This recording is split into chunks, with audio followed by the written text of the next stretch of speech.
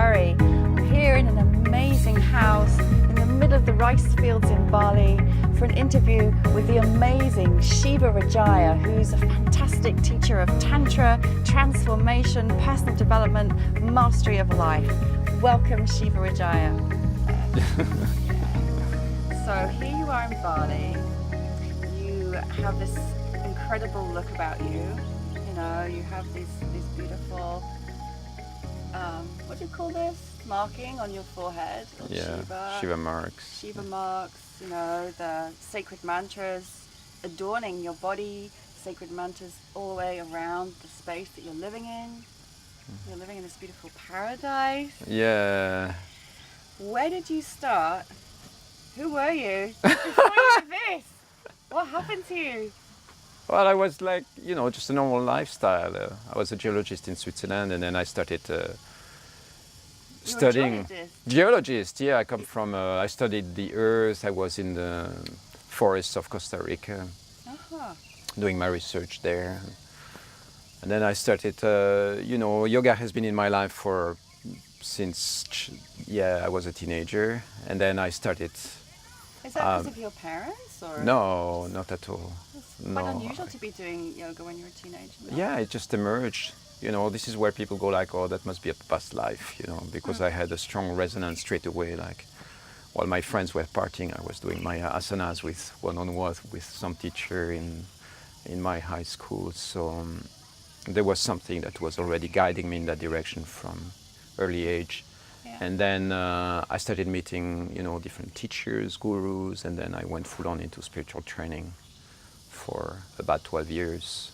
So when did that start? You had like a sort of a normal life for a while? Yeah, but it's just developed itself, because the more you practice, you know, when somebody gives you a meditation technique and in the beginning you go like, oh, I'm going to do 5 minutes a day, and then you go like, I'm going to do 1 hour a day, and then by when I was done, I was doing like 12 hours of meditation, you know, a day. I locked myself in and I was like, full on into diving into it. So I realized this is where my passion is, this is where my life calling, where my destiny is. Yeah. And then so I started diving into that, and you know, what you see here today just developed maybe 7-8 years ago, when I started going to Burning Man and accessing, you know, and being in the Himalayas as well. And so there is something, because being with sadhus and being with mystics, you know, suddenly you realize, wow, this is what I am. I'm totally part of this tribe. And so it anchored in me a certain way of relating to life, that is looking at life from a mystical point of view or perspective. So this is where it anchored itself.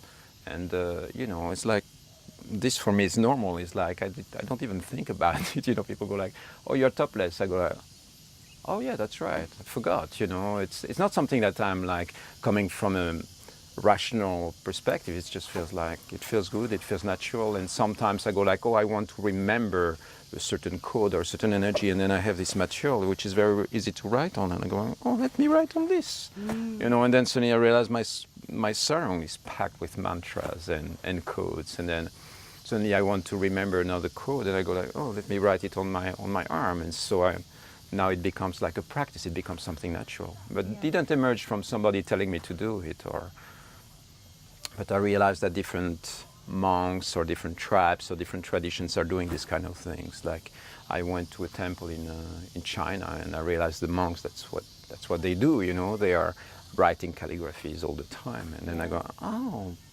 we do the same, you know. So it's part of the collective, you know. Yeah, it's just emerged. Yeah, I get that. Yeah.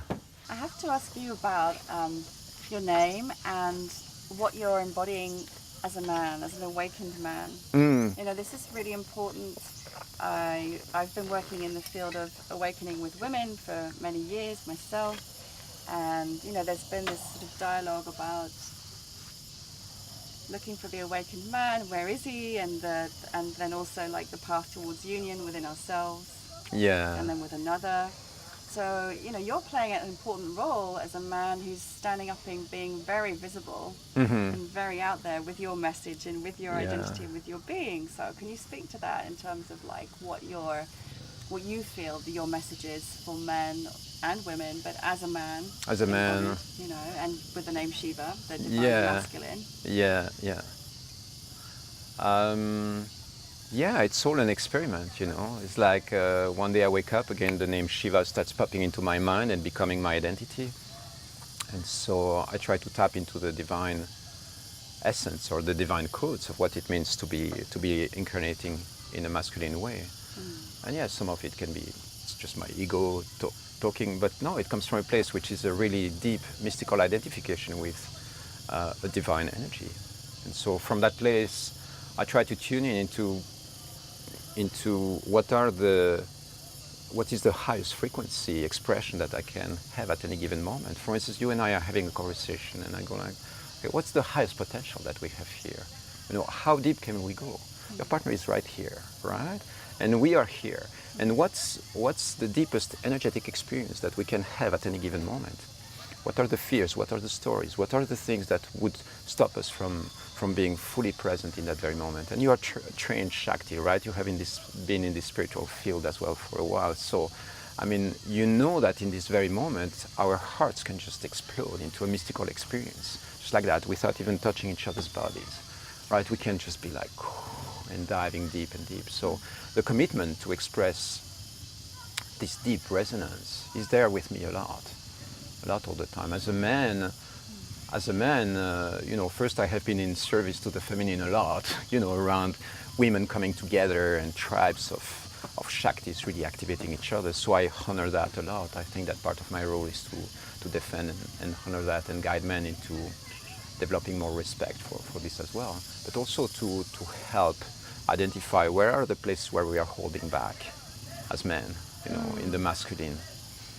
And, you know, I call that the male codes, you know, the brotherhood codes.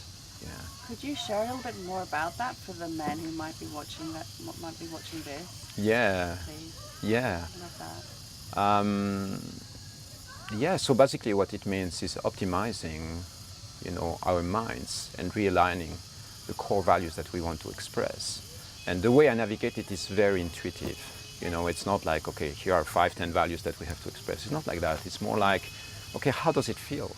How do you enter into the deepest possible resonance as a man? And so what we are doing right now, we are gathering as tribes of men to come together and kind of support each other. So some of the things that are really important, you know, to anchor is to take responsibility for what we do, for what we are. Realize that we can consciously design the way we're relating to each other, to men or to women, and to our lives in general. And so I don't specifically make a gender distinction, because what I'm teaching is for both men and female, male and female equally. But for men, yeah, there is something that is happening with identifying and developing the brotherhood codes. And the brotherhood codes means how are we relating from man to man together, so that we can really enter into deep resonance together, instead of creating rivalry and dissonance and, you know, this kind of thing. So the code word is really brotherhood codes. This is the thing that I'm focusing on very strong right now. I mean, I feel within myself, and also when I've spoken to men about this, that there has been a sense of searching for a third way of being, in terms of like the old patriarchal way isn't working, and there's a recognition of that, and it's also still embodied even unconsciously with all of us on some level. But it's like, so how do I be a man if it's not like this and it's not like this? What is it? And I've, you know, being around the Tantra field, the Tantra world, you know, I do get the sense of a search, a quest for many men for this new identity or this new way of being, and a kind of not quite clear yet of what it is for them. Yeah. So much as it is for the women, it feels like the women have kind of gone ahead a little bit there. Mm-hmm. They've been doing their work for a lot longer, and like there's a bit of a catch-up. That's my sense. Yeah, it could be. I don't have a clear answer about that.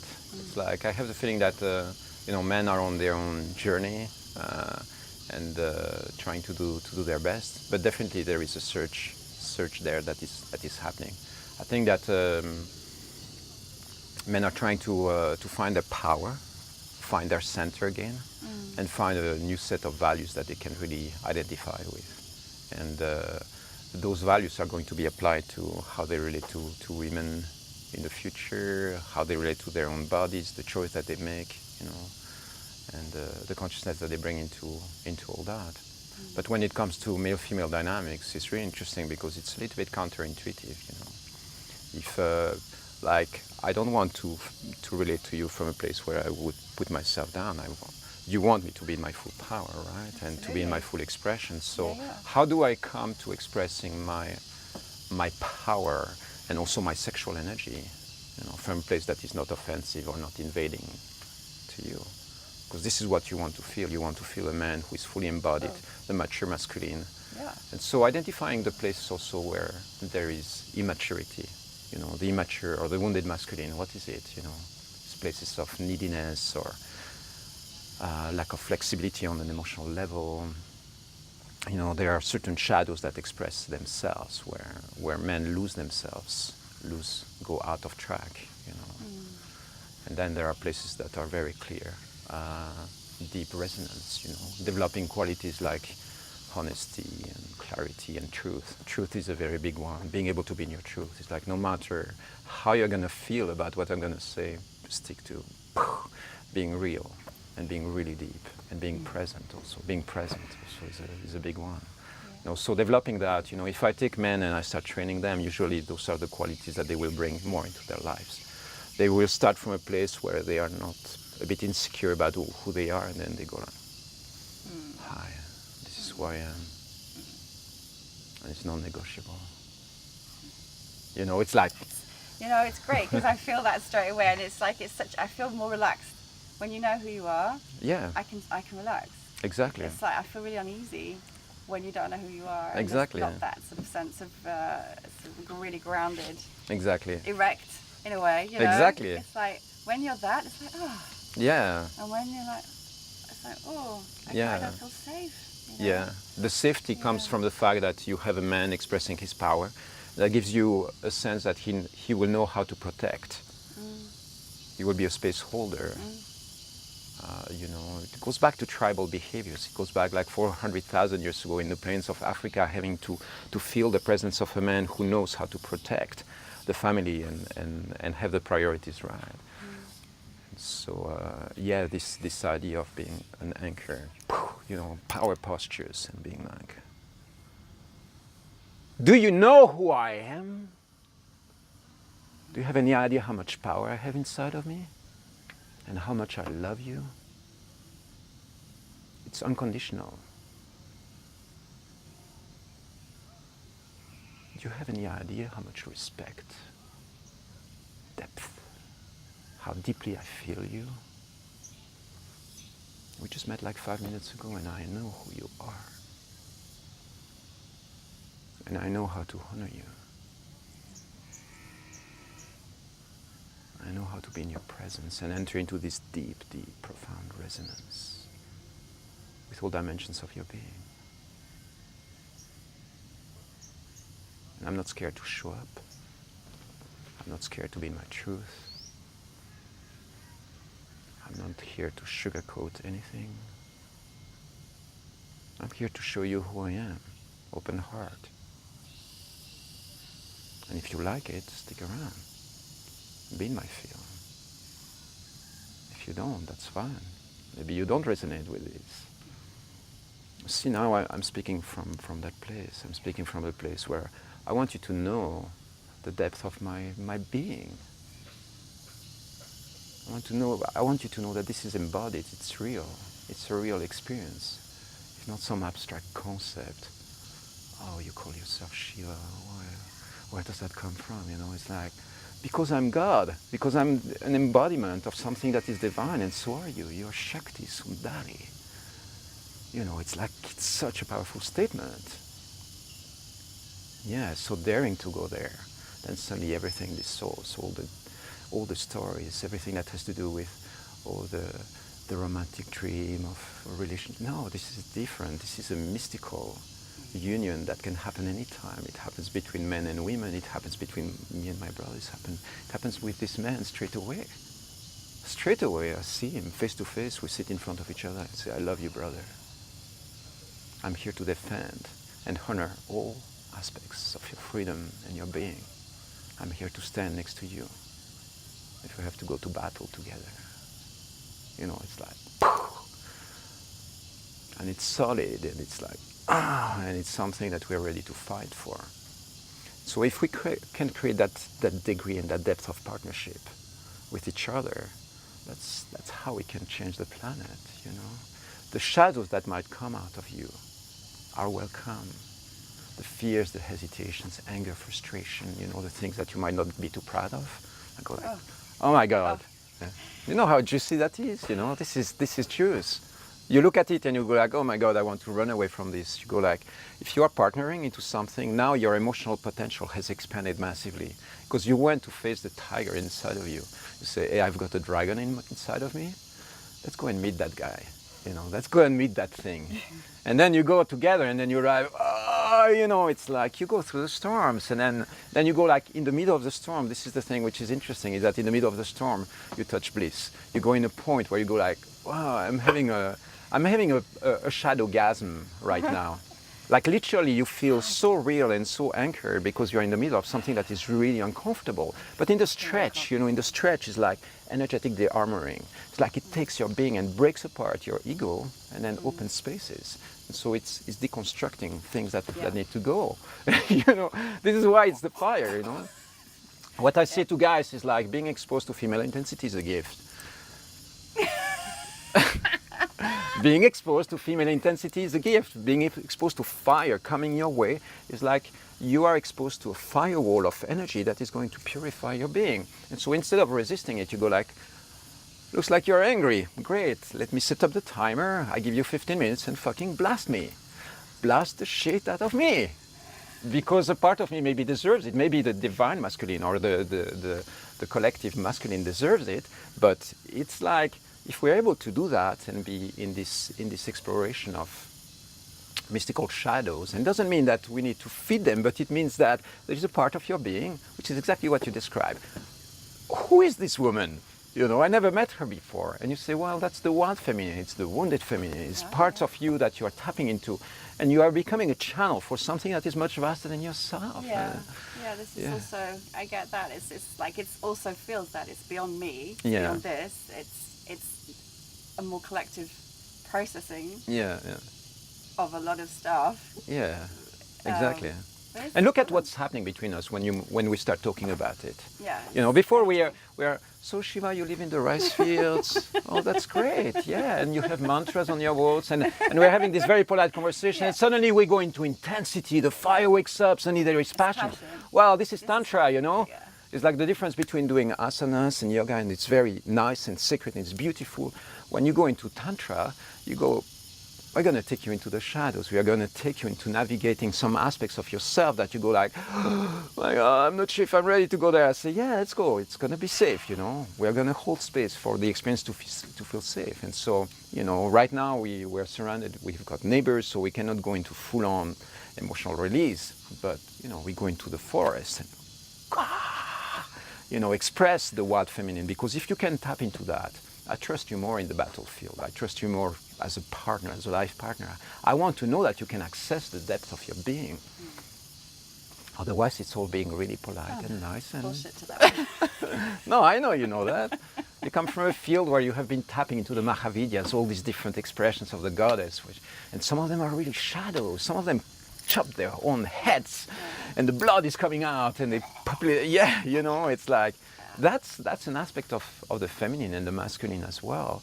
That when we know about that, and we know how to play with these extreme forces and energies, then we're in a better place as a human race. Yeah, it's using it much more consciously. And it's the same for men, because if you have a man coming and showing you his wild side, you know, be ready to show up in presence and holding space for that as well. Because right now, I would say this is the big challenge that we have to figure out, because we are giving women permission to be wild. I mean, I am. In my field also, we are like, come on, bring it on. We are training ourselves to know how to respond to female intensity. The other way around, right now, if I go into my full shadow and release expression, a part of you will be like, yeah, that's fine, I can take it. But another part of you is, I'm out of here. Maybe. I don't know. I don't know. Yeah. It would be interesting. No, because there has been, you know, it's physically dangerous. Because of, that's what is in the subconscious mind or conditioning. It's like, yeah. It's still in the process of exploring that. I don't know, yeah. Where is the full expression of the wild masculine? And what does it look like? How can it be voiced and expressed? But of course, you know, within boundaries and limits that make it safe for everybody. Yeah, there's a place where I feel it's needed. Yeah. Somewhere that energy is needed. Yeah, totally. In the work that you've done and the people that you've worked with, what is it that you see again and again where you'd like to say, people, I want you to know this. Come on, guys. Or like, I just want you to know this. There must be things that repeat a lot that you can see in your clients. Yeah. And those who come. Yeah, the core idea is to realize that we are really conscious designers. Conscious designers of our lives.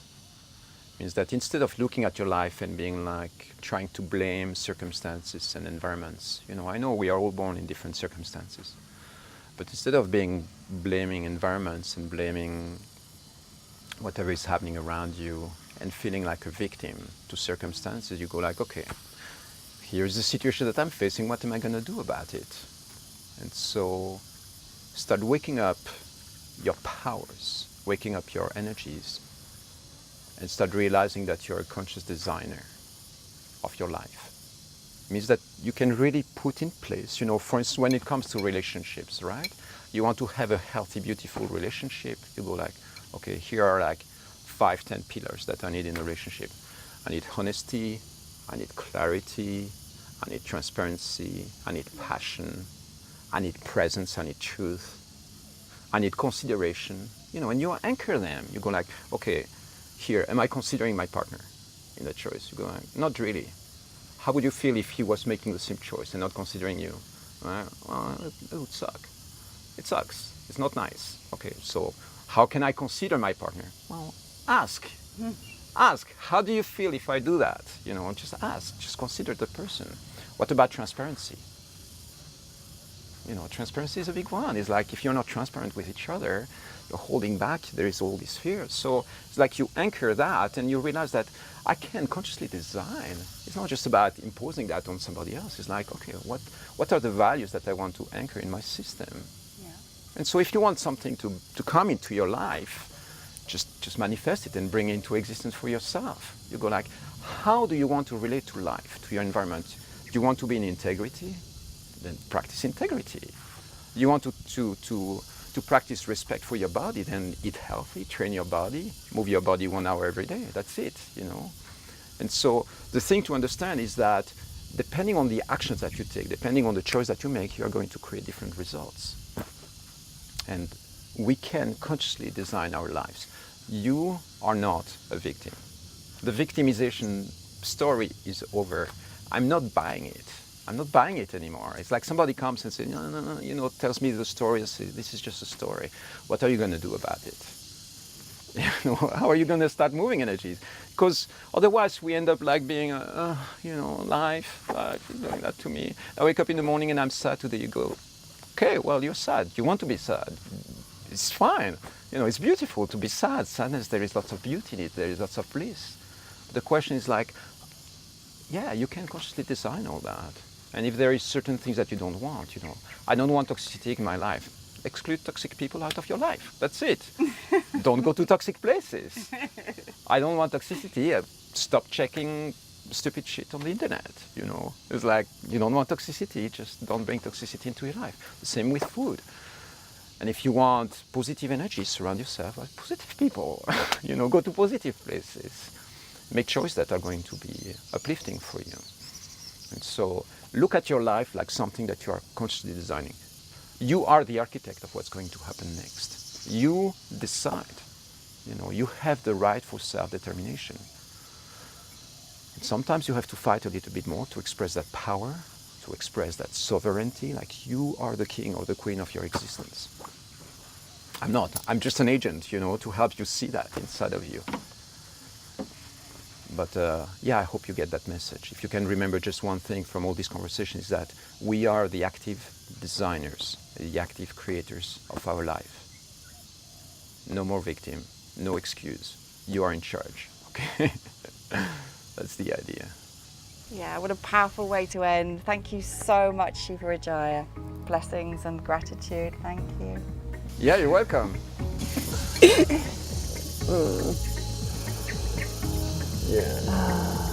Super sweet, super fun to do that. Yeah. Thank you for the opportunity to open this space to your audience. Yeah. It's going to be super juicy. Yeah. And thank you so much for watching. I hope you found this as inspiring and juicy as I have. And join me again next time on Heart to Heart with me, Shakti Sundari.